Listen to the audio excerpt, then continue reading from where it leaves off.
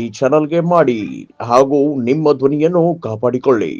ಇಲ್ಲಿವರೆಗೆ ನಡೆದಂಥ ಒಂದು ಸಾಹಸಗಳಿಂದ ಯಶಸ್ವಿ ಆಗಿಲ್ಲ.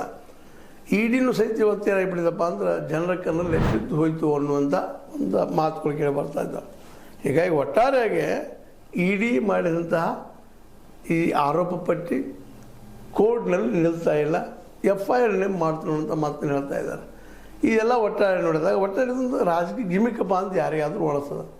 ರಾಜಕೀಯಕ್ಕಾಗಿ ರಾಜಕೀಯ ಮಾಡುವಂಥ ವಿಷಯ ಆಗಿದೆ ಇದು. ಎಷ್ಟು ಮಟ್ಟಿಗೆ ಯಶಸ್ವಿ ಆಗ್ತದೆ ಗೊತ್ತಿಲ್ಲ. ಬಟ್ ಏನಪ್ಪ ಅಂತಂದ್ರೆ ಆರೋಪ ಮಾತ್ರ ನಿರಂತರ BJP ಮಾಡ್ತಾ ನಡೆದ. ಬಟ್ ಇದನ್ನು ಕಾಂಗ್ರೆಸ್ ಅವರು ಸಹಿತ ಧೈರ್ಯವಾಗಿ ಎದುರಿಸ್ತಾ ನಡೆದಿದ್ದಾರೆ. ಯಾಕಂದ್ರೆ ಇದರಲ್ಲಿ ವಿಶೇಷ ಅಂತ ಒಂದು ಏನು ಭ್ರಷ್ಟಾಚಾರ ನಡೆದ ಅಂತೇಳಿ ಮೇಲ್ನೋಟಕ್ಕೆ ಕಾಣಿಸ್ತಾ ಇಲ್ಲ. ಅದು ಆರೋಪ ಮಾತ್ರ ಮಾಡ್ತಾಯಿದ್ರೆ ಇಲ್ಲ. 2,000 ಕೋಟಿ ರೂಪಾಯಿದನ್ನು ಕಡಿಮೆ ರೇಟಿಗೆ ಖರೀದಿ ಮಾಡ್ಕೊಂಡಿದ್ದಾರೆ, ತಮ್ಮ ಸ್ವಂತ ಮಾಡ್ಕೊಂಡಿದ್ದಾರೆ.